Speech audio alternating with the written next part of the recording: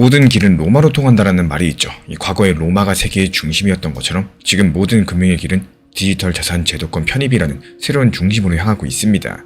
미국 연준의 금리 인하, OCC의 규제 완화, 그리고 XRP ETF라는 투자 상품까지도 이 서로 다른 길들이 결국에 하나의 거대한 광장에서 만나가고 있다는 거. 그리고 그 광장의 이름은 바로 통합된 미래의 금융이겠습니다. 지금 우리가 보고 있는 건요, 단순하게 금리를 0.25% 내리느냐 마느냐의 싸움이 아닙니다. 이 통화 정책과 규제 그리고 디지털 자산들이 한 번에 방향성을 틀고 있는 이 조금 더 큰 판의 이야기를 말씀을 드릴 거예요. 연준의 피벗이랑 OCC의 새로운 해석, 그리고 스테이블코인법과 XRP 현물 ETF까지도 이 전부 같은 설계도를 향해서 움직이고 있는 현재 상황에서 이걸 한 줄로 세워놓고 보면요, 디지털 자산을 달러 시스템 안으로 끌고 들어오는 작업이라는 하나의 그림이 드러납니다. 먼저 백악관을 살펴보겠습니다. 이 국가경제위원회 위원장 케빈 헤셋, 이름은 낯설 수 있더라도요, 그 역할은 정말 간단한데요. 트럼프 2기 행정부의 경제 브레인이자 이 차기 연준의장 후보 1순위로 거론되고 있는 인물입니다. 이 사람이 요즘에 인터뷰마다 뭐라고 하냐? 지금 경제 데이터면은 금리는 더 내릴 수 있다. 그리고 실제로 그럴 가능성이 크다라는 단순 코멘트가 아니라 시장 측면에서는 이게 앞으로 연준이 나갈 방향이구나, 이렇게 받아들일 수 있는 발언입니다.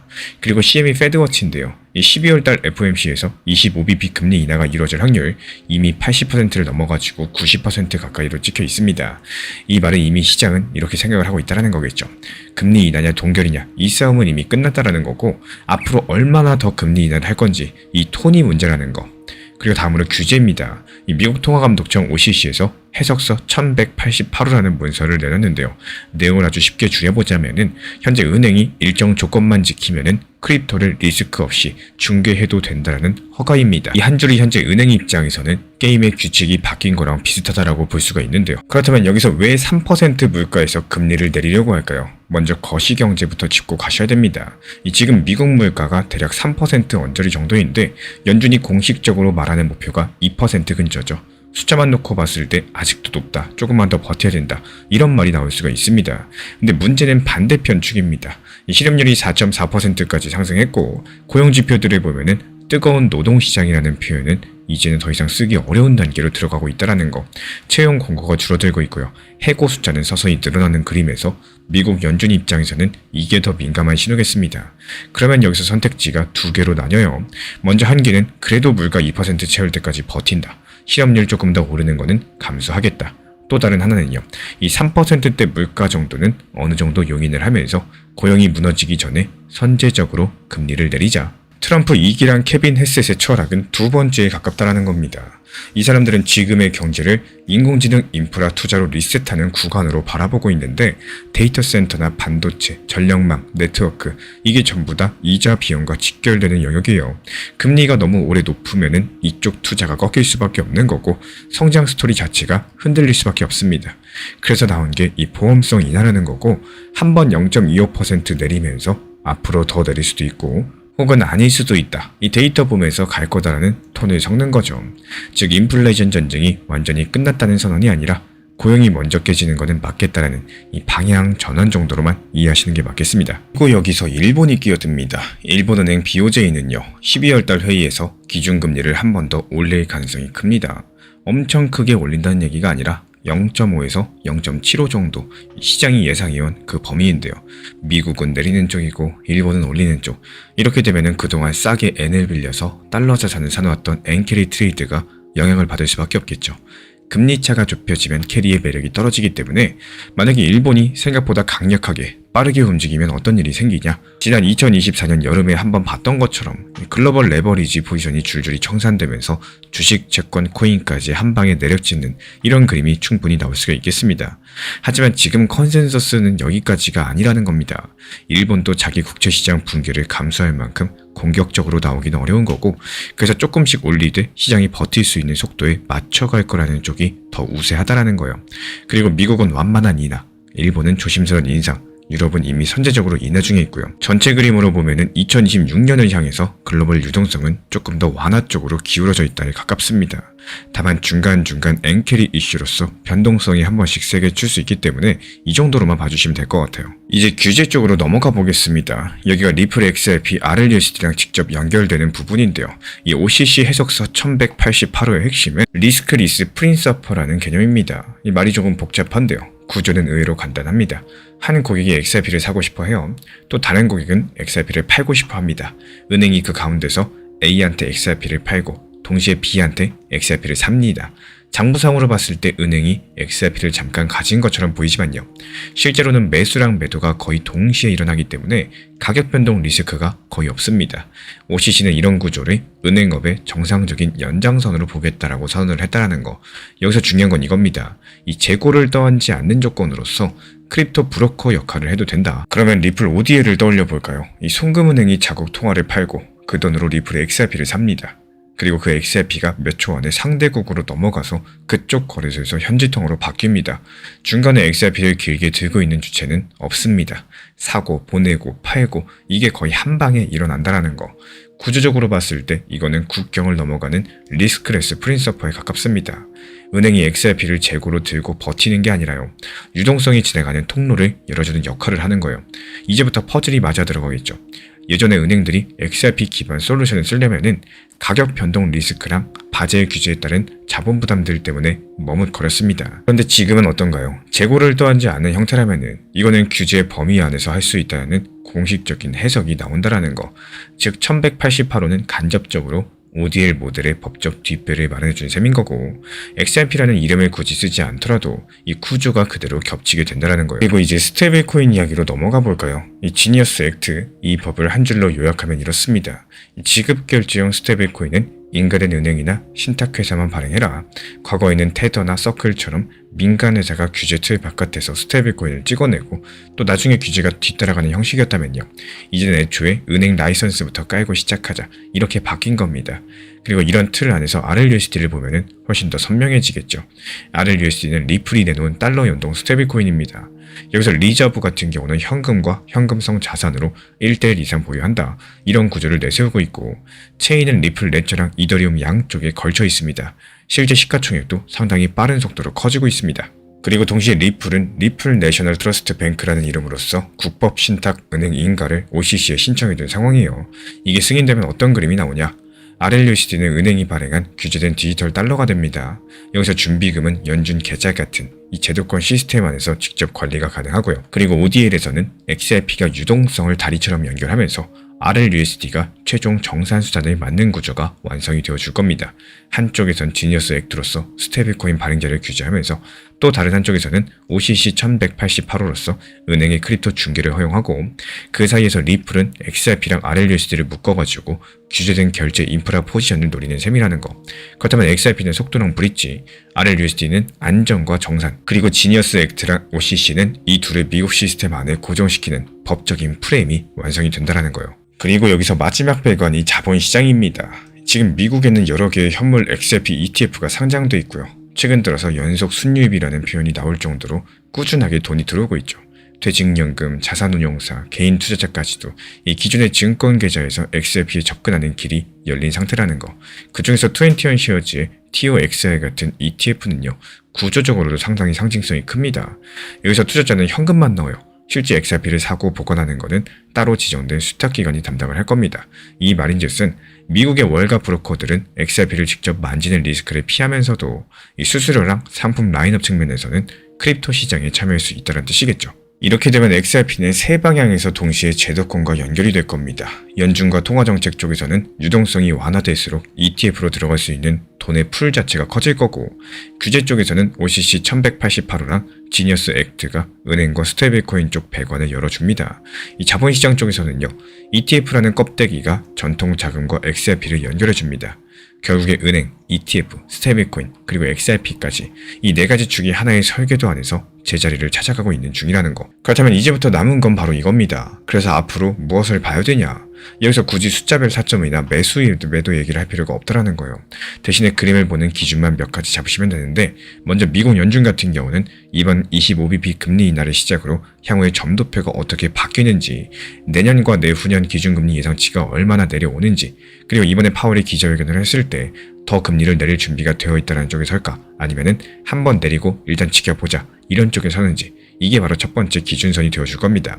그리고 두 번째는 일본이에요. 이 BOJ가 실제로 어느 정도까지 금리 인상을 하는지, 그리고 그 이후에 일본 국채시장과 엔화가 얼마나 흔들리는지, 만약에 여기서 시장이 이 정도면 버틸만 하다라고 판단을 하면요.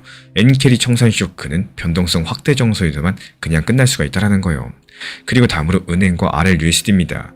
이 OCC 1188호 이후에는요. 대형은행들이 크립토 브로커리지나 결제 서비스를 어떻게 확장하는지, 그 서비스 목록 안에 XRP나 RLUSD가 들어가는지, 이 RLUSD 발행 잔고랑 온체인 트랜잭션이 꾸준히 늘어나는지, 이런 것들이 규제된 인프라로 자리 잡고 있다는 신호입니다. 다음으로는 XRP ETF 자금 흐름입니다. 이 가격보다 더 중요한 거는 돈이 실제로 들어오고 있느냐 아니면 나가고 있느냐 이런 여부겠죠. AUM이 늘어나는지 유입 유출이 어느 시점에서 바뀌는지 이런 것들 보시면요. 제도권 머니가 XRP를 어떻게 보고 있는지 대략적으로 감이 잡히실 겁니다. 이 4가지 정도만 꾸준히 보시더라도 뉴스가 아무리 쏟아져도 이게 구조를 강화하는 뉴스인가 아니면 그냥 단기 소음인가 훨씬 더 차분하게 구분하실 수 있을 겁니다. 2025년 12월 우리가 서 있는 지점은 그냥 연말 FOMC 한 번 더 하는 시기 정도가 아닙니다. 이 캐비넷의 발언들, 연준의 피벗, 지니어스 액트랑 OCC 1188호, XRP ETF까지도 이 겉으로 분리된 뉴스처럼 보이지만 방향성은 한 가지예요. 디지털 자산을 달러 시스템, 은행 규제, 자본시장 상품 안으로 밀어넣는 작업 안에서 이 XRP가 국경을 넘는 유동성의 다리 역할을 하고 RLUSD는 규제된 디지털 달러로서 정산을 책임지고 은행과 ETF는 전통 자본을 그쪽으로 연결하는 이런 관문을 맡게 될 겁니다. 금리랑 규제, 상품 이 3가지 축이 같은 설계도를 향해서 돌아가고 있기 때문에 현재 시장의 이슈들로서 이게 가격을 몇 퍼센트 올릴까만 보지 마시고 이 설계도를 더 단단하게 만드는 조각인가 아니면 방향을 바꾸는 조각인가 여기를 같이 보시면 좋겠습니다. 그게 구조를 보는 투자고요. 또 그리고 심리를 지키는데 훨씬 더 도움이 되어줄 거예요. 불장만 기다리다가 차갑고 무서운 하락장을 내 편으로 만드는 이런 투자 심리를 길러야 진짜 기회를 잡을 수 있다는 겁니다. 이 많은 분들께서 언제 불장 오냐, 대체 언제 오르냐 이런 것만 바라보시면서 시장을 보내고 계시는데 사실 우리가 그렇게 간절히 기다리는 불장은 내가 원한다라고 해서 길게 머물러주는 시간이 아닙니다. 오히려 아무런 예고도 없이 찾아왔다가 순식간에 번쩍이고 또 다시 사라져버리는 경우가 훨씬 더 많다라는 거. 그렇기 때문에 그 짧은 불장을 제대로 잡으려면요. 이것보다 훨씬 더 긴 하락장과 보합장을 어떻게 보내고 있느냐. 이게 모든 것들을 결정하게 될 겁니다. 여기서 문제가 되는 게 뭐냐면요.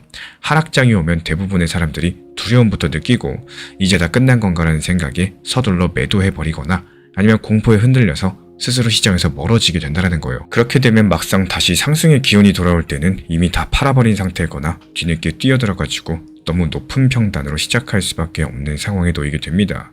이 결국에 하락장에서 어떤 선택을 했는지 불장이 왔을 때 내 자리를 정해버리는 셈인 건데 과거에도 보면은 조용했던 하락과 보합 구간에서 묵묵하게 준비한 사람이 있는 반면에 또 그 시기를 견디지 못하고 떠났다가 나중에 급등하는 이런 모습을 보고 뒤늦게 따라 들어가서 고점에서 시작하게 되는 사람도 있었습니다. 같은 시장, 같은 시간을 보고 있음에도 결과가 완전히 달라지는 이유는 딱 하나예요. 시장을 바라보는 관점과 태도의 차이 때문입니다. 그래서 지금 필요한 건 언제 오르냐를 묻는 조급함이 아니라 이 하락장을 어떻게 내 편으로 만들 수 있을지 고민하는 시선입니다. 하락장을 적으로 보느냐 아니면 준비의 시간으로 보느냐 여기에 따라서 그 다음 장면은 완전히 달라지게 될 거라는 거. 결국에 투자는 차트가 아니라 생각의 방향을 바꾸는 싸움이고요. 불장을 기다리는 사람이 아니라 하락장 속에서도 흔들리지 않고 준비하는 사람이 마지막에 웃게 되는 시장이라는 것들을 꼭 기억해 주셔야겠습니다. 오늘 영상에서 설명드린 내용은 흐름과 구조를 중심으로 한 큰 그림입니다. 하지만 실제로 매수하거나 매도할 때는 조금 더 구체적인 숫자가 필요해요. 예를 들어가지고 어느 가격대에서 멈출 가능성이 높은지, 어디서 반등이 나올 가능성이 있는지, 반대로 어디를 이탈하면 위험해지는지 이런 실전 기준은 영상에 모두 담기가 어렵기 때문에 따로 정리해드리고 있습니다. 관심 있으신 분들은 현재 보이는 번호로 문자 신청 주시면 되고요. 이 자료는 실제 버튼을 누를 때 참고할 수 있는 현실적인 지침이 되어줄 겁니다. 바람이 세게 불수록 나무는 뿌리를 더 깊게 내린다. 이 지금 시장에서는 지난 미국 셧다운으로 인한 데이터 공백이라는 거센 바람이 불고 있습니다. 하지만 우리 신사 채널과 함께라면 두려워하실 필요가 전혀 없어요. XRP 환불 ETF, 미국 법안, 스테이블코인이라는 이런 단단한 뿌리가 리플 XRP를 지탱하고 있는 상황에서 이 흔들림은 뿌리를 더 깊게 할 뿐이지 절대로 나무를 쓰러뜨릴 수는 없을 겁니다. 현재 노동통계국이랑 경제분석국에서 미국 연방정부 셧다운으로 인해서 멈추면서 비농업 고용지수랑 CPI, PCE 같은 이런 핵심 지표가 제때 나오지 않았습니다. 셧다운 같은 경우는 11월 중순에 끝났었지만요. 데이터 수집이랑 정리의 시작 때문에 지금 일 기준으로도 11월 공식 지표 상당수가 비어있는 상황인데요. 그런데 이런 상황에서 연준은 FOMC를 열고 있습니다. 역사상 보기 힘든 블라인드 FOMC라는 거고 정확한 현재 경제 상태를 모르는 상황에서 이 10월달에 낡은 데이터랑 민간 추정치에 기대 가지고 금리 결정이라는 신중한 판단을 내려야 되는 상황이에요. 이 시장에서 기준금리가 25bp 인하 가능성을 높게 보고 있고요. 하지만 연준 내부에서는 인플레이션이 다시 고착되는 거 아니냐 이런 고민과 셧다운 여파로 경기가 꺼지는 거 아니냐라는 우려가 서로 맞부딪히고 있는 상황입니다. 이런 정책 불확실성은 가장 먼저 레버리지 자산을 치게 되어 있습니다.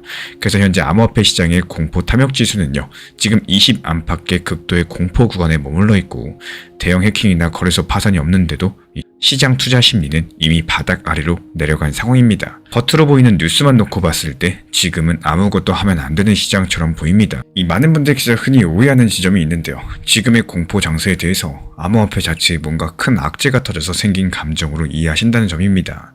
하지만 그 구조를 열어보자면은 지금 시장을 짓누르는 거는 코인 내부 문제가 아니라 이 달러 흐름이 막힌 구조라는 거예요. 미국 정부 셧다운 동안 연방정부의 지출이 멈춰버리면서 원래라면 민간으로 흘러갔어야 될 달러가 TGA 계좌에 묶였습니다. 역레포 시장에서도 유동성이 흡수되는 구간이 겹치면서 이 시중에서 활용 가능한 달러풀이 얇아졌습니다. 이렇게 되면 주식이나 회사채, 특히 레버리지가 많이 얹혀있는 기술주랑 암호화폐부터 먼저 타격을 받게 되고 이 기본 펀더멘털이 나빠져서가 아니라요. 그냥 돈이 줄어들었기 때문에 포지션까지도 줄어드는 이런 단순한 상황이라는 거예요. 그래서 지금의 공포장이 이 암호화폐 고유의 위기라기보다는 유동성 경색에 따른 구조적인 공포에 더 가깝다라고 말씀드려요. 그렇다면 이제 미국 워싱턴을 말씀드려 보겠습니다. 현재 디지털 자산 시장의 규칙을 정하는 가장 중요한 싸움이 벌어지고 있는 곳인데요. 작년 여름 당시 하원은 클래러티 법안이라는 이름으로 디지털 자산의 법적 지위를 정리하는 이런 초안을 통과시켰습니다. 여기서 핵심은 이거예요. 이 충분히 탈중앙화된 네트워크 위에서 돌아가는 토큰은 증권이 아니라 디지털 상품으로 본다라는 거. 미국 SEC랑 CFTC가 서로 이건 내 권한이다, 아니다 내 권한이다 이러면서 싸우던 것들을 정리해보겠다는 시도입니다. 하지만 상원으로 넘어오면서 그 게임이 달라졌죠. 이 상원은행위원회랑 농업위원회가 각자 자신들의 관할을 지키기 위해서 서로 다른 버전의 시장 구조 법안을 들고 나온 상황입니다. 여기서 상원은행위 쪽에 설계를 이끄는 인물이 바로 신시아 루미스 의원인데요. 루미스가 지금 민주당이 협조하지 않으면 이 공화당 단독으로라도 위원회에서 법안을 통과시키겠다라는 이런 독자 강행 카드까지도 꺼내들었습니다. 그 마크업 날짜가 바로 다가오는 12월 16일입니다. 그리고 이 전략의 의도는 분명해요. 위원회에서 어찌됐든지 간에 하나의 버전을 만들어서 본회의로 올려버리면 민주당은 선택을 해야 됩니다. 이 법안을 막아서 혁신을 가로막는 정당이 될 것인지 아니면 조건부로 타협에 나설 것인지 어느 쪽이든 간에 논의의 기준선은 루미스랑 스콧 안이 됩니다. 이 법안 초안에서 XRP랑 직결되는 개념이 하나 등장하는데요. 바로 부수 자산이라는 개념입니다. 이 토큰이 과거의 투자 계약의 형태로 팔렸다라고 할지라도 토큰 그 자체는 증권이 아니라 상품으로 본다는 논리인데요. 리플이 미국 SEC 소송에서 줄곧 주장해왔던 이런 구조를 법률로 못을 박은 셈입니다. 만약에 이런 프레임이 상원에서까지도 유지가 된다? 그렇다면 리플 XRP의 비증권성은 단순한 판결을 넘어서 시장 구조법의 일부로 올라가게 될 거라는 거. 이게 단기 가격보다 훨씬 더 큰 구조적인 변화겠죠. 현재 암호화폐 시장을 보면요. 이 비트코인이랑 이더리움에 이어서 세 번째로 현물 ETF 지위를 얻은 자산이 바로 XRP입니다. 출시 이후에 보름도 되지 않아서 ETF로 들어간 자금이 수십억 달러 수준에 이르고 있는 상황인데 이 자금이 현물 XRP를 매수해서 커스터디 지갑에 가둬둡니다. 여기서 중요한 포인트는 여긴데요. 이 과정에서 ETF는 거래소에 있던 유통 물량 일부를 조용히 흡수해버린다는 거. OTC에서 물량을 모으고 수탁업체 지갑으로 옮기고 그 물량을 중장기적으로 잠가버립니다. 이 표면의 가격 차트만 보면요. XRP가 여전히 2달러 안팎에서 눈치만 보는 것처럼 보이겠지만 그 뒤에서 유통 가능한 물량들이 천천히 줄어드는 이런 구조가 암암리에 진행 중에 있습니다. 나중에 수요가 갑작스럽게 늘어난다? 그러면 공급 쇼크로 이어질 수 있는 셋업이라는 거예요. 그리고 이런 구조를 더 크게 보시려면 미국 밖도 한번 같이 보셔야겠죠. 유럽에서 미카가 전면 시행 단계로 들어가고 있는 상황에서 이 스테이블코인 발행자랑 사업자들에게 엄격한 준비 요건과 투명성을 요구하는 체계인데요. 뉴욕 규제문을 통과한 알릴 수 있는 향후에 유럽 진출 시에도 미리 검증된 자산이라는 이런 딱지를 들고 나갈 수가 있다는 거. 이게 유럽연합 내부에서는 폴란드가 국내 이행을 두고 대통령 거부권까지도 행사하면서 잠깐 규제 공백지대로 남는 흐름도 존재합니다. 단기적으로 봤을 때 규제 차익을 노리는 플레이어들이 폴란드로 몰리게 될 여지도 있다는 거예요. 하지만 장기적으로 봤을 때 유럽 역시 미카라는 한 가지 틀 안으로 정리되어 가는 방향입니다. 그리고 이어서 일본도 움직이고 있습니다. 암호화폐 과세를 최대 55% 잡소득이 아니라 주식과 유사한 20%대 분리과세로 바꾸고자 하는 논의가 2026년 시행을 목표로 진행 중에 있는데요. 일본이 전통적으로 XRP의 우호적인 시장이죠. 세제가 완화되면은 일본발 XRP 유동성이 다시 살아날 여지가 존재한다는 거. 그리고 국제 결제 표준 측면에서는 ISO 2002 전환 마감 시한까지도 지나버리면서 은행들의 결제 시스템은 리플 넷과 호환 가능한 이 차세대 메시지 포맷으로 업그레이드가 끝난 상태입니다. 기술적인 장벽이 사라진 만큼 여기서 남은 거는 규제 명확성과 인센티브 설계겠죠. 이렇게 구조를 충분히 보셨다면 지금부터 중요한 건 그래서 앞으로 어떤 길이 열려있는지 엿보겠죠. 지금 XRP 가격은 2달러 초반에서 균형을 잡으려고 하고 있습니다. 그리고 한쪽에서 ETF 자금 유입, 비증권성 명확화, 그리고 RLUSD 인프라 구축이라는 펀더멘털 강화가 진행이 되고 있고요. 또 다른 한쪽에서 셧다운 후폭풍이랑 블라인드 FOMC, 데이터 공백에 따른 공포가 상단을 눌러버리고 있습니다. 그리고 이런 구조 속에서 현실적으로 가능한 길은 크게 세 가지 정도로 정리가 가능한데요.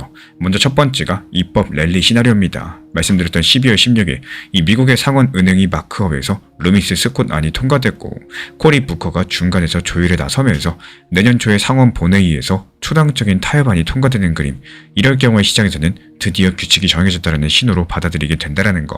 그렇다면 리플 XRP를 포함한 디지털 자산의 기관 자금 유입이 빨라질 수가 있겠죠. 그리고 ETF의 자금 규모는 지금의 몇 배로 커질 거고 XRP 가격은 전고점을 다시 시험하는 이런 흐름까지도 열릴 수가 있다는 겁니다. 이어서 정체랑 축적의 시나리오입니다. 이 미국 상원은행위에서 공화당 단독으로 법안이 나오긴 하지만요.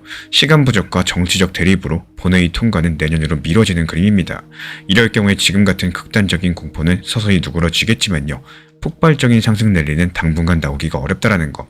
그 대신에 ETF랑 기관들은 시장을 흔들지 않는 선에서 조용히 물량을 축적하는 쪽을 선택할 가능성이 크겠습니다. 이 차트로 보자면은 지루한 횡보처럼 보이겠지만 온체인 데이터를 보면은 거래소 물량이 줄어들고 커스터디 물량과 중장기 보유 물량이 늘어나는 언더 더 후드 변화가 나타날 수가 있겠습니다. 그리고 세 번째 시나리오가 매크로 쇼크입니다. 이 블라인드 FOMC 이후에 뒤늦게 나온 물가 지표가 시장을 실망시키거나 미국 연준이 예상보다 더 매파적으로 돌아서면서 한 차례 더 리스크 자산 전반을 흔드는 그림인데요. 이럴 경우에 단기적으로 리플 XRP 역시 다시 한번 큰 변동성을 피하기가 어렵다는 거. 다만 지금과는 다른 점이 존재하겠죠. ETF랑 은행 커스터디, RLUSD 인프라가 만들어 놓은 하방 경직성입니다.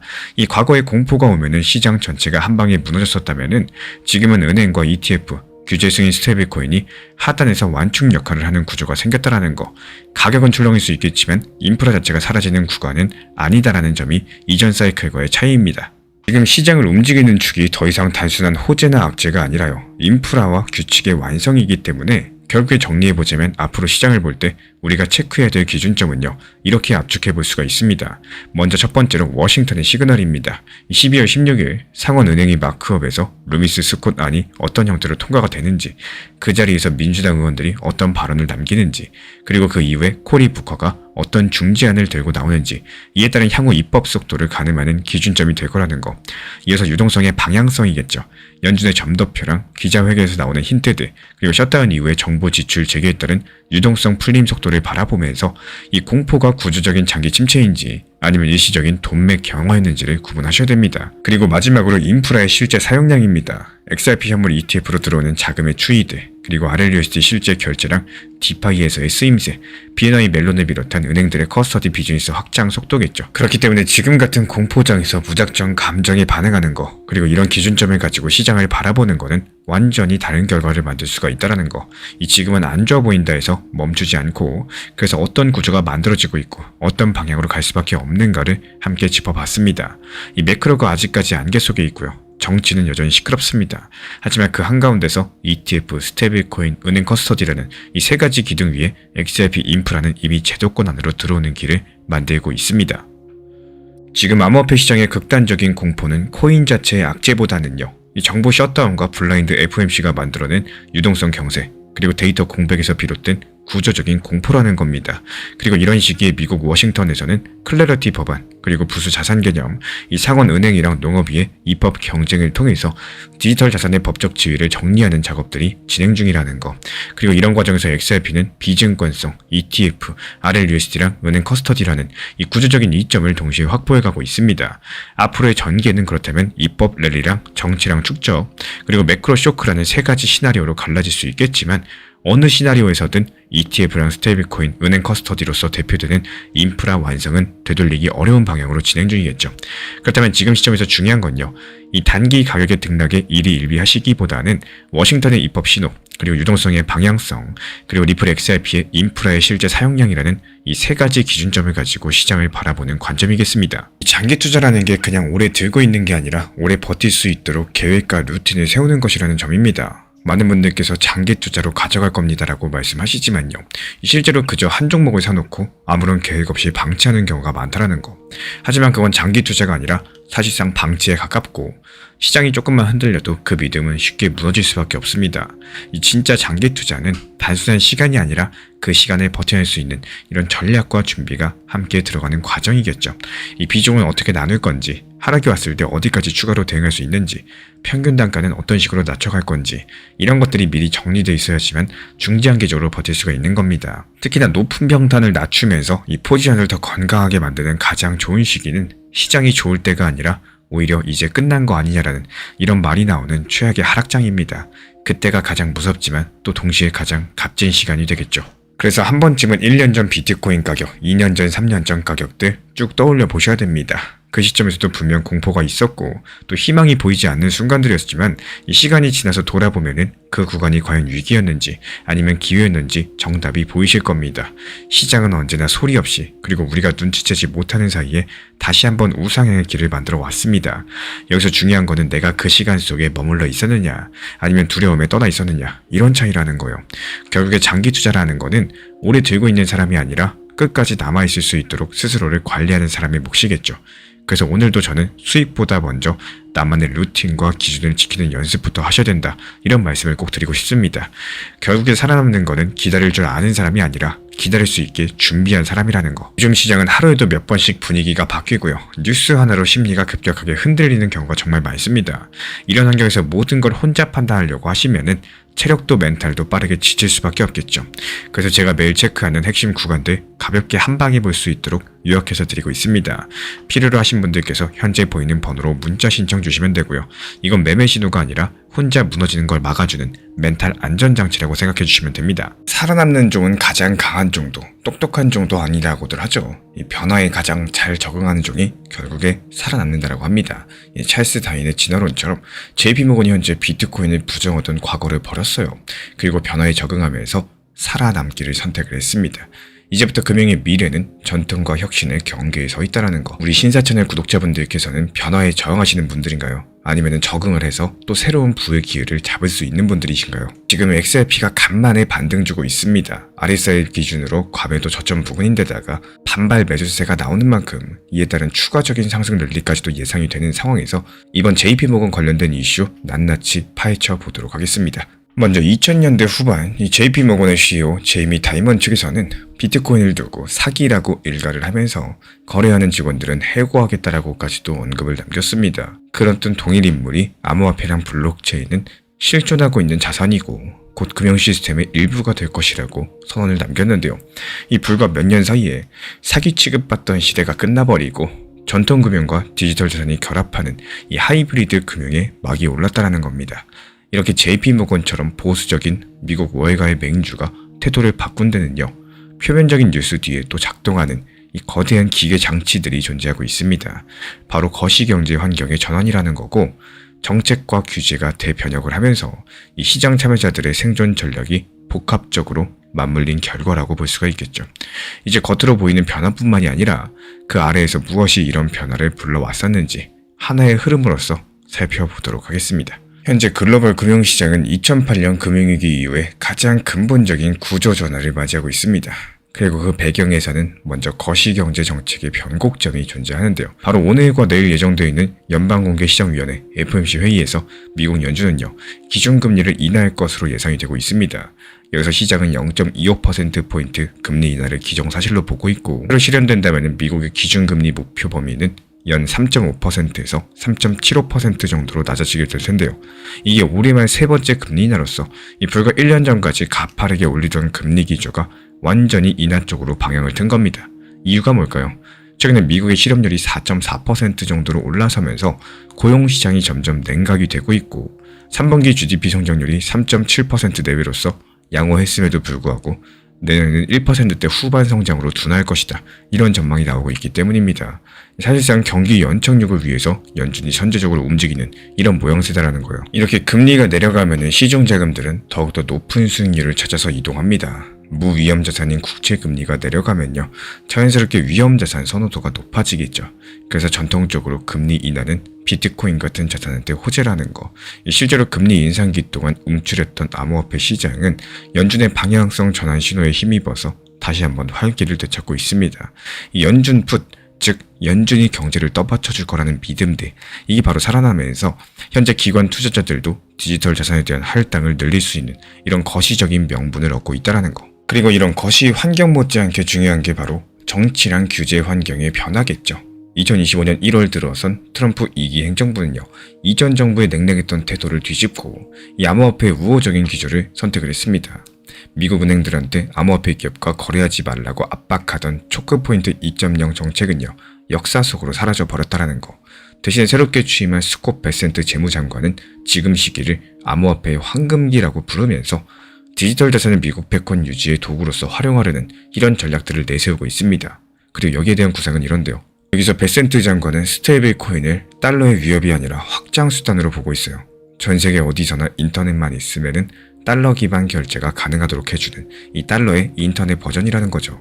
스테이블 코인이 발행되려면은 이 달러 현금이나 미 국채를 100% 준비금으로 보유해야 되다 보니까 스테이블 코인이 성장하면 할수록 미 국채에 대한 수요가 커지면서 이 달러 영향력이 공고해진다는 계산입니다. 실제로 현재 업계에서는 2030년까지 스테이블 코인 시장이 3조 달러 규모로 폭증할 거다라는 전망도 나와주고 있는 상황인데요. 이 미국 재무부가 이런 것들을 미국 국채 수요로 연결해서 달러 패권을 지키는 이런 방파제로서 삼겠다라는 겁니다. 제가 트럼프 측에서는 행정명령을 통해서 비트코인 같은 이 디지털 자산의 전략 비축 가능성을 검토하라고 지시 남겼습니다. 과거에 상상하기 힘들었던 장면인데요. 국가가 비트코인과 XRP, 이더리움 같은 자산을 금이나 외환처럼 보유하는 이런 방안들을 공식적인 테이블 석상에 올린 겁니다. 이 지정학적인 해지 수단이자 만일에 대비한 국가 전략 자산으로서 이 암호 자산을 바라보기 시작한 신호라고 볼 수가 있는데요. 이렇게 통화 정책의 완화, 그리고 정부 정책의 지원들이 맞물리게 되면서 그동안 규제 리스크를 우려해서 주저하던 대형은행들도 안심하고요, 블록체인 사업에 나설 수 있는 안전지대가 마련이 됐다는 거. 이제부터 JP모건을 비롯한 전통 강자들이 본격적으로 움직일 차례겠죠. 미국 월가의 황제라고 불리는 JP모건이 디지털 자산을 포용하는 쪽으로 급선회한 건요, 이 겉보기에 놀라운 변화 같지만 그 속사정은 치밀한 생존 전략입니다. 제이미 다이먼 CEO의 최근 발언들, 암호화폐랑 스테이블코인을 실제하면서 곧 시스템의 일부가 된다는 선언은요, 단순한 생각 변화가 아니라 이 회사 차원의 전략 피벗임을 알 수가 있다는 거. 왜 JP모건은 이런 결정을 했을까요? 이 경쟁과 고객 이탈 위기에서 먼저 경쟁 구도 변화를 줄 수가 있습니다. 세계 최대 자산운용사 블랙록은요, 이미 국채로 운영되는 머니마켓 펀드를 토큰으로 만든 BUIDL 펀드를 시장에 내놓으면서 성공을 거두고 있다는 거. 그리고 또 다른 거대 금융사 피델리티는 암호화폐 커스터디 서비스를 확대하면서 기관 고객을 이끌어들이고 있죠. 이렇게 전통 강자들이 앞다퉈가지고 디지털 자산 서비스를 출시하는 이런 상황에서요, JP모건이 가만히 있으면 핵심 고객을 빼앗길 위험이 현실로 다가왔습니다. 실제로 일부 대형 연기금 그리고 헤지 펀드들 같은 경우는 JP모건이 암호화폐 서비스를 안 하면은 거래 관계를 제고하겠다, 이런 압박까지도 넣고 있었다라고 해요. 이 고객을 지키기 위해서라도 움직이지 않을 수가 없었겠죠. 그리고 JP모건 내부의 인식 변화도 한몫을 했습니다. 더 이상 비트코인을 가치 없는 투기물로 취급하지 않으면서 고객 자산으로서 활용하기 시작을 했다라는 거. 이 은행들은 2025년 말까지 기관 고객이 비트코인과 이더리움을 대출 담보로 활용할 수 있도록 허용할 계획입니다. 쉽게 말씀드리자면은 현재 고객이 보유한 비트코인을 팔지 않고 은행에 맡겨가지고 담보로 대출을 받을 수 있게 해준다는 뜻인데, 이렇게 하면은 고객들은 암호 자산을 굳이 매도하지 않더라도요, 유동성 확보가 가능하고 은행들은 새로운 담보 자산을 확보해서 대출 비즈니스를 확장할 수가 있겠죠. 이 JP모건으로서는 프라임 브로커리지 사업의 경쟁력을 유지하기 위한 필수 조치라는 겁니다. 담보로 쓸 수 있는 자산은 가치 있는 자산이라는 이 공식들이 월가에서 중요하기 때문에 비트코인과 이더리움을 담보로서 인정한 것 자체가 암호 자산을 은행 권한 내부 생산적인 자산으로 받아들였다, 이런 의미를 가지고 있다는 거. 사실상 JP모건은 몇 년 전부터 자체 블록체인 플랫폼 오닉스를 운영해 왔었죠. 이 오닉스를 2024년 말 키네식스로 리브랜딩한 것도요. 주목하셔야 됩니다. 이게 이름만 바뀐 게 아니라 방향성과 규모가 달라졌다는 신호입니다. 지난 오닉스 시절에는 파일럿 시험 성격이 강했었다라면은 이 키넥시스 같은 경우는 본격적인 상용화랑 확장 단계에 진입을 했습니다. 이 키넥시스의 첫 번째 핵심 기능은 디지털 결제인데요. JP모건이 자체로 개발한 JPM 코인 시스템을 기반으로서 이 달러, 유로, 파운드화, 여러가지 다중통화의 24시간 실시간 결제를 지원합니다. 이미 독일의 지멘스라거나 이 중국의 엔트그룹 같은 이 글로벌 기업들이 키네식스를 통해서 국가 간 자금 결제를 수행 중에 있는데요. 과거에는 영업일 기준으로 하루 이틀 걸리던 해외 송금, 자금 이동 같은 것들이 키네식스에서 몇 초 내지 몇 분 단위로 이루어지고 있는 셈입니다. 이게 JP모건 입장에서는 자체 스위프트망을 만들어서 고객한테 더 빠르고 편리한 서비스를 제공하는 일이겠죠. 키네식스의 또 다른 혁신은 퍼블릭 체인과의 연결입니다. 종전의 JP모건의 블록체인 시스템은 은행이 모든 권한을 쥔 폐쇄형, 이 프라이빗 원장이었다면은 2025년 들어서 JP모건은 예금 토큰의 퍼블릭 이더리움 계열 네트워크에 시험 발행했습니다. 이 코인베이스가 개발한 이더리움 레이어 2 체인 베이스 위에다가 JPMD를 올린 거죠. 이게 바로 은행 예금에 대한 디지털 토큰, 이게 공공 블록체인 생태계에서 돌아다닐 수 있다는 것들을 의미하는데요. 다시 말씀드리자면 은행에 돈을 맡긴 예금주가 굳이 은행 어플이 아니라 이 블록체인 지갑을 통해서도 자신의 예금을 이동 그리고 사용할 수 있는 이런 미래를 그리기 시작을 했다는 거. 이 JP모건 스스로 은행 예금을 토큰화하면서 퍼블릭 체인에 올린 것 자체가 폐쇄망으로만은 한계가 있다. 이런 현실을 인정하고 또 개방형 생태계로 확장하려는 큰 변화라고 볼 수가 있겠습니다. JP모건은 여기서 더 나아갔어요. 이 아시아 금융의 강자 싱가포르 DBS 은행과 손잡고 블록체인 네트워크 간 토큰 교환을 위한 이 프레임워크를 개발 중이라는 거. 간단히 말씀드리자면은 은행마다 국가마다 이 서로 다른 블록체인에 올라있는 토큰들이 자유롭게 교환 이동될 수 있는 고속도로를 깔고 있다는 겁니다. 이게 현실화만 되어지면은 A은행의 달러 예금 토큰 그리고 B기관이 발행한 유로 스테이블 코인을 동시 교환으로 바로 맞바꾸는 식의 결제가 가능해지는데요. 지금까지 서로 호환되지 않는 폐쇄망들 때문에 유동성이 조각조각 나뉘는 이런 문제가 있었는데 이런 것들을 해결하는 열쇠를 쥔 셈이라는 거. 이 JP모건의 전략적인 선언은요. 때가 되면 하려고 했던 것이 이제는 하지 않으면 안 될 것이 돼서 실행에 옮겨진 사례라고 볼 수가 있겠습니다. 기술을 신뢰해서라기보다는 기술을 외면하던 이 도태될 위기감에서 이때부터 나온 움직임이라는 점이 상당히 중요하겠죠. 이 제이미 다이먼의 표현을 빌리자면요. 암호화폐가 실제 한다라는 이 깨달음 뒤에는 은행이 이 변화를 붙잡지 않으면 고객도 미래도 놓친다라는 이런 현실적인 인식이 깔려 있었던 겁니다. 그리고 전통 금융이 블록체인으로 이동하는 동안에 블록체인 네이티브 기업인 리플은요. 오히려 역으로 제도권 금융 인프라 기업으로 진화하고 있습니다. 2025년 12월 현재 시점 리플한테 오랫동안 이어진 법적 불확실성이 해소됐죠. 제도권 장벽도 제거됐죠. 기관화의 퍼즐이 모두 맞춰진 시점입니다. JP모건이 밖에서 안으로 움직였었다면 리플은 오히려 안에서 밖으로 그 주류 편입을 이루어냈다는 거예요. 그리고 리플은 자금 조달 측면에서 결정적인 돌파구를 마련했다는 거. 2025년 11월 리플은요. 무려 400억 달러의 기업 가치를 인정받으면서 5억 달러 규모의 전략적 투자를 유치했습니다. 여기에는 이름만 들어도 쟁쟁한 월가의 큰손들이 참여했어요. 이 시타델 증권, 포트리스 투자그룹, 그리고 판테라 캐피털, 여러가지 주도한 이번 투자 라운드로서 리플이 명실상부하게 월가 주류의 일원이 됐습니다. 특히나 전통 금융시장의 마켓 메이킹 절대 강자 시타델의 등장은요, 상징적이라고 볼 수가 있는데, 한때 암호화폐를 무시해도 될 변방이라고 여겼던 월가의 정중앙 플레이어가 직접적으로 리플 XRP의 지분을 사들이고 사업 파트너로 나섰다는 사실, 이런 것들이 단순하게 돈만 넣은 게 아니라 리플의 XRP가 RLUSD랑 이 월가 핵심 거래 인프라에 편입된다는 본격적인 신호탄이겠죠. 실제로 시타델 같은 경우는 투자랑 동시에 리플과 전략적 제휴를 맺었고, 리플이 발행한 디지털 자산을 전통 금융시장에서도 적극 활용하기로 합의했습니다. 요약드리자면요. 리플이 이제 더 이상 암호화폐 업계에 떠오르는 스타가 아니라 미국 월가 엘리트 클럽의 한 가지 멤버로서 인정받게 되었다는 사실. 이에 따른 현재 기관형 블록체인 시장은 두 부류의 모델로 수렴하고 있습니다. 한 개는 JP모건의 키넥시스를 중심으로 하는 은행 주도형 모델이고, 또 다른 하나는 리플과 XRP를 중심으로 하는 크립토 네이티브 모델이요. 겉보기에 두 진영이 경쟁하는 것 같지만 그 실상을 들여다보면 점점 경계가 허물어지고 상호 보완적인 관계로 진화하고 있다는 거. 이 JP모건은 자체 프라이빗 블록체인에 기반을 두면서 그와 동시에 퍼블릭 체인과 연결하는 하이브리드 접근을 취합니다. 반면에 리플은 모두가 참여 가능한 퍼블릭 체인을 기본으로 하면서 RLUSD 같은 기관 전용 요소를 추가해서 퍼블릭, 프라이빗 장점을 혼합하고 있습니다. JP모건의 핵심 디지털 자산이 이 JPMD 예금 토큰이라는 은행 예금에 대한 청구권이라면요. 리플의 핵심 디지털 자산은 국채 현금 담보의 RLUSD 스테이블코인과 XRP 유동성 토큰이겠죠. 이에 따른 JP모건 모델은 글로벌 대형은행들, 대기업, 국부펀드 같은 거대 플레이어들을 고객으로 삼습니다. 이들이 JP모건의 신용을 신뢰하면서도 블록체인 기술 이점을 누리고자 하는 기관들인데, 반면에 리플은 중소규모 은행, 핀테크 결제업체, 그리고 일반 투자자들까지도 폭넓게 에코시스템에 참여시킵니다.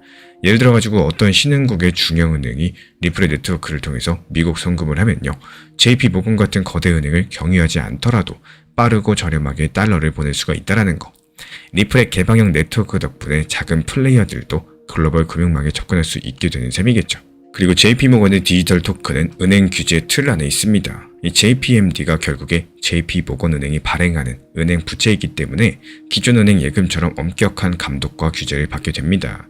그리고 리플의 RLUSD랑 XRP는 새로운 디지털 자산 규제 틀을 따른다는 거. 리플이 은행이 아니기 때문에 은행법 대신에 이번 지니어스 법안을 비롯한 송금업자 신탁회사 관련 규정에 따라서 사업을 운영하게 될 거예요. 이 두 가지 모델 모두 다 이제는 각자의 합법적 지위를 확보했기 때문에 신뢰성 측면에서 큰 차이가 없다라고 볼 수가 있겠습니다. JP모건의 키네식스 내부 거래는 이 내부 장부상 즉시 처리가 되면서 네트워크가 달라도 앞서 언급드린 상호 운영 기술로 원자적 동시 결제를 구현합니다. 반면에 리플의 리플 레저 같은 경우는 이 전 세계 노드들이 3에서 5초 내부 합의를 통해 가지고 거래를 확정짓는 방식으로 움직이게 됩니다. 이 접근 방식은 다르지만요, 결제를 수초 내에 완료한다는 목표는 동일하다는 거. 과거에는 은행망 블록체인과 퍼블릭 블록체인 구도로 대립적인 단론이 많았다라면은 이제 JP모건과 리플은 서로의 강점을 인정하고 연결되려는 방향성으로 가고 있습니다. 이 JP모건이 폐쇄망의 한계를 절감하면서 베이스 같은 퍼블릭 체인을 받아들였었고요.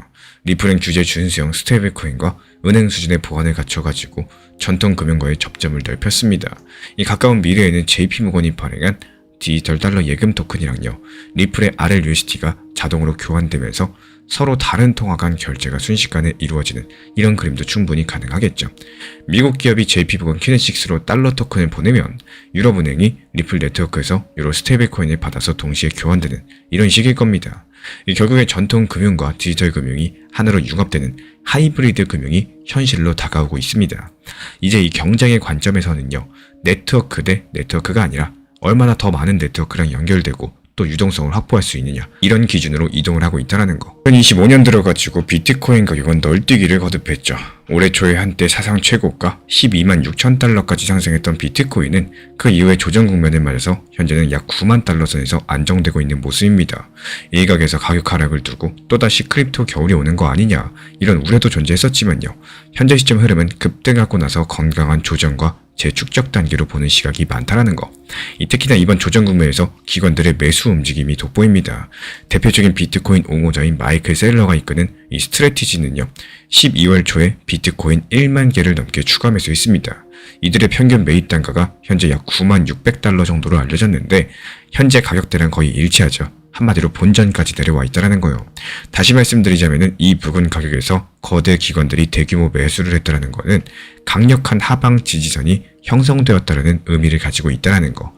게다가 마이클 셀러뿐만 아니라 여러 가지 상장 기업들이 2024년에서 2025년 사이 비트코인을 꾸준히 매입해서 기업 재무자산에 넣고 있습니다.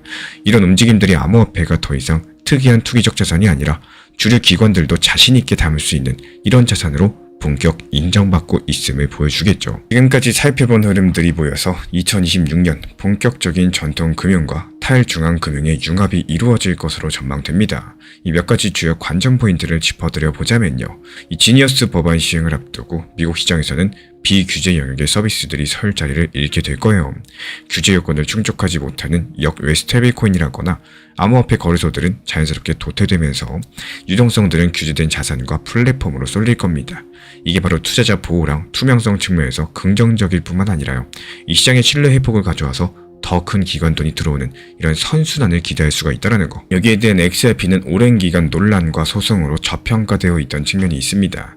하지만 이제 ETF를 통한 투자 접근성 확대, 법적 불확실성 해소, 그리고 RLUCD를 통한 실제 사용 증가라는 이 세 마리 토끼를 잡으면서 가치 재평가 국면에 진입을 했다라는 거. 여기에 대한 일부 분석가들은요, XRP가 곧 사상 최고가를 넘어서 3달러를 훌쩍 뛰어넘을 수 있다는 전망을 내놓고 있습니다. 다만 가격 예측보다는 XRP가 글로벌 결제 인프라의 한 축으로 자리매김하게 될지 여기에 대해서 더 주목해야 될 거예요.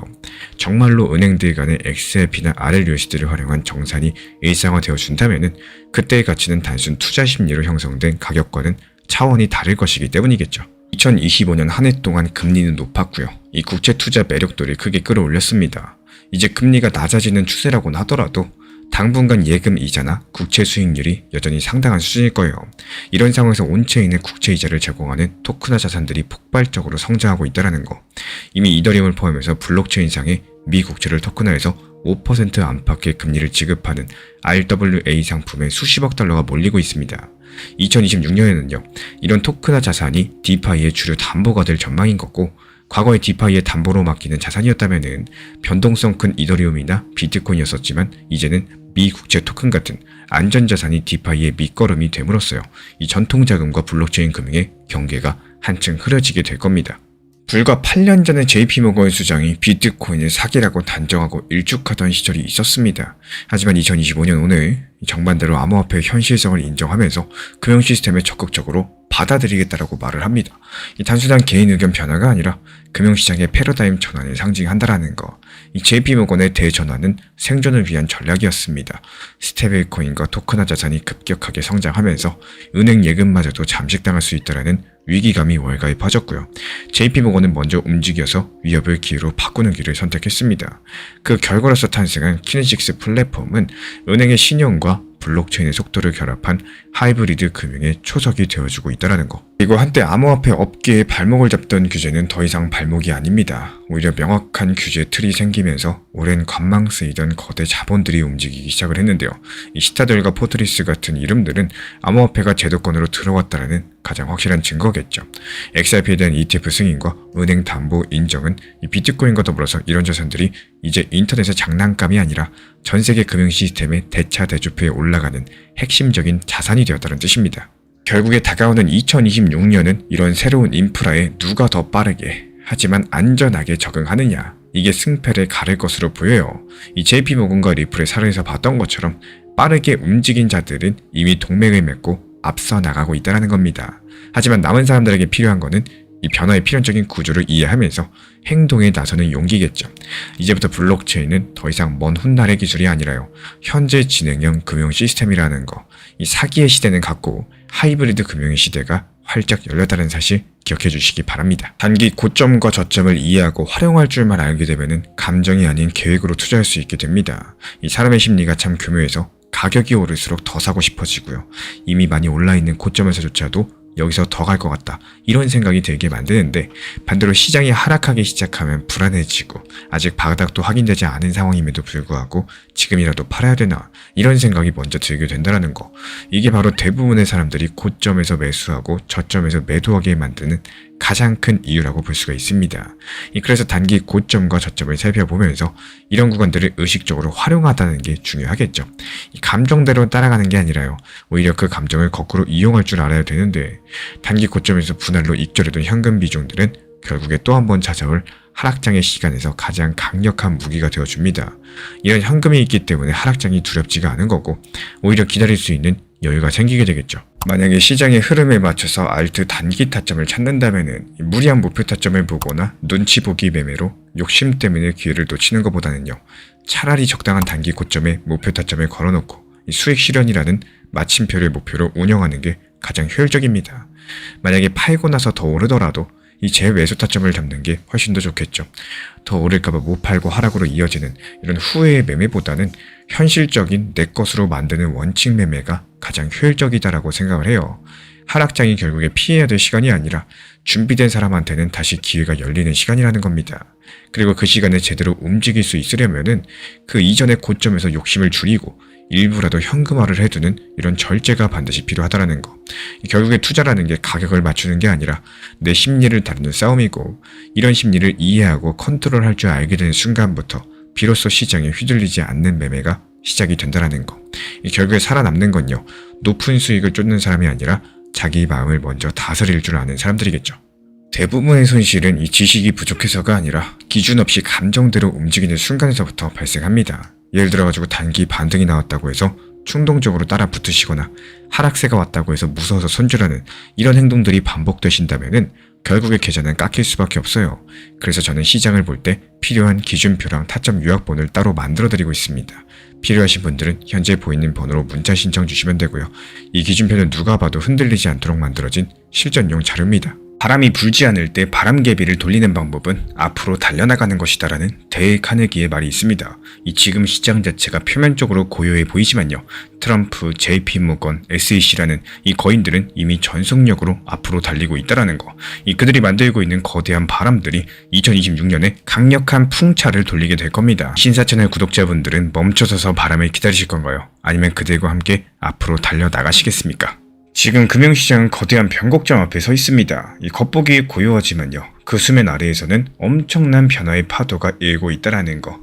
트럼프의 연준 의장 교체 움직임들, 그리고 JP모건의 충격적인 비트코인 전망, 그리고 미국 SEC의 180도 정책 선회까지도, 이런 모든 변화의 중심에 리플 XRP가 존재하고 있고, 오늘은 이 네 가지 퍼즐 조각을 하나로 맞춰보면서 2026년 부의 주도가 어떻게 새로 그려질지 살펴보도록 하겠습니다. 첫 번째 이슈는 미국 연준의 권력 교체입니다. 이 제롬 파월 연준 의장의 임기는 2026년 5월까지로서 아직 5개월 정도 남았는데 워싱턴이 벌써부터 들썩이고 있다라는 거. 그 이유는 트럼프 대통령이 차기 연준 의장으로 케빈 헤셋을 유력하게 검토하고 있기 때문입니다. 여기서 헤셋 같은 경우는 백악관 국가경제위원회 위원장으로서 이 통화 정책 철학이 파월과 완전히 달라요. 기본적으로 헤셋은 인공지능 생산성 혁명을 신봉하고 있습니다. 인공지능 덕분에 경제 생산성이 크게 개선이 됐었기 때문에 금리를 낮춘다라고 할지라도 물가가 크게 오르지 않을 것이라는 주장을 가지고 있어요. 요약하자면 금리를 내려도 인플레이션은 걱정 없다, 이런 파격적인 관점이라는 겁니다. 최근에 인터뷰에서 조건만 충족되면 한 번에 0.5%포인트 금리 인하, 즉 비컷도 가능하다라고 언급을 남겼는데, 이런 것들은 트럼프 대통령의 오랜 요구랑 정확하게 맞아떨어지는 입장입니다. 여기서 문제가 되는 게 뭐냐, 이 파월의 임기가 남아있다라는 거. 그래서 여기서 등장한 시나리오가 그림자 의장 전략입니다. 이 트럼프 측에서 헤셋을 1월달 만료되는 다른 연준이사 자리에 먼저 앉히는 방식인데요. 헤셋이 연준이사가 되면요, 미국 연준의장 파월 아래에서 공식적인 투표권을 가지면서 FOMC 참여가 가능하게 되고요. 사실상 2명의 의장이 공존하는 사상 초유의 상황이 가능해진다는 겁니다. 심지어 파월에게 조기 사임을 압박해서 헤셋이 그 자리를 승계하는 이런 시나리오까지도 거론이 되고 있는 상황인데요. 그리고 시장은 이미 반응하고 있습니다. 이 장기 국제금리가 단기금리보다 더 크게 올라가는 베어 스티프닝이 나타나면서 여기서 시장 투자자들은 새로운 연준은 성장 우선, 그리고 물가 억제는 후순위가 되지 않을까, 이렇게 예상하기 시작을 했다는 거. 결국에 정리드리자면요, 연준이 머지않아서 비둘기파로 기수 교대할 가능성이 크고, 이 돈줄이 다시 풀릴 신호가 감지가 되고 있다는 겁니다. 그리고 두 번째는 미국 월가의 베팅입니다. 이 많은 개인분들께서 11월달 비트코인 급락을 보시면서 약세장을 걱정하셨지만 정작 기관들은 반대로 움직였어요. 이 JP모건은 11월달 조정을 건전한 레버리지 해소 과정으로 평가했고, 과열됐었던 파생 포지션이 털려나가면서 시장 체력이 오히려 좋아졌다는 분석입니다. 특히나 JP모건 같은 경우는 비트코인의 적정 가치를 17만 달러로 제시했습니다. 기간은 6개월에서 12개월 정도, 즉 2026년 안에 17만 달러까지 상승할 것이다라고 보고 있다는 거예요. 이런 것들은 비트코인이 이 금과 유사한 역할을 수행하는 디지털 금이 될 것이라는 전제에 기반해 있습니다. 기관과 개인의 디커플링도 뚜렷해지고 있는데요. 개인들은 공포에 떨고 있지만 같은 시기 기관들은 오히려 적극 매수에 나섰습니다. 그 대표적인 사례가 12월 1일 출시된 미국 최초의 XRP 현물 ETF고, 출시 일주일 만에 6억 달러가 유입됐고요. XRP 가격은 12% 넘게 상승했습니다. 암호화폐 펀드 전반에도 기관 자금이 빠르게 들어오면서 11월 말부터 시장 반등을 이끌었습니다.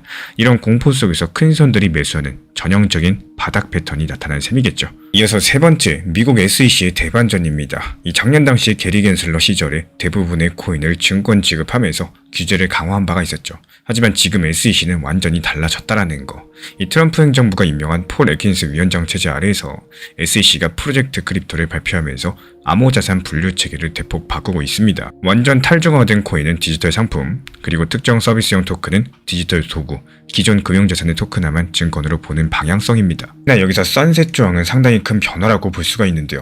초기에 증권처럼 반응된 토큰이라고 할지라도 충분히 탈중화되면은 증권 딱지를 뗄 수 있다는 내용입니다. 이 대형 알트코인에 사실상 면죄부를 주는 조치라고 볼 수가 있는데, 이런 변화의 최대 수혜자는 리플 XRP예요. 애킨스 체제에서 XRP가 명확하게 증권이 아닌 자산으로 자리매김할 가능성이 열렸고, 그 결과로서 XRP 현물 ETF가 승인되자마자 기관 자금이 빠르게 몰렸습니다. 그리고 네 번째는 워싱턴의 정치 변수입니다. 신시아 루미스 의원이랑 트럼프 백악관 사이에 갈등이 생긴 이유는요, 트럼프 일가가 지분을 보유한 WLFI 프로젝트 때문입니다. 이더리움 기반의 디파이 대출 플랫폼으로서 자체 토큰을 발행하는데요. 이 가족들이 이득의 75%를 가져가는 구조기 때문에 논란 자체가 커지고 있다는 거. 여기에 대해서 엘리자베스 워런은 대통령 역사상 최악의 이해충돌이다라고 비판 남겼고, 이 와중에 백악관 측에서는 기존 루미스 진리 브랜드 법안 대신에 클래러티 액트를 밀기 시작을 했습니다. 이 법안이 디지털 자산을 느슨하게 분류해서 WLFI 같은 이 토큰도 증권이 아닌 상품으로 분류되도록 설계되어 있다는 지적이 있는데요. 루미스 의원은 강력하게 반발을 했고요.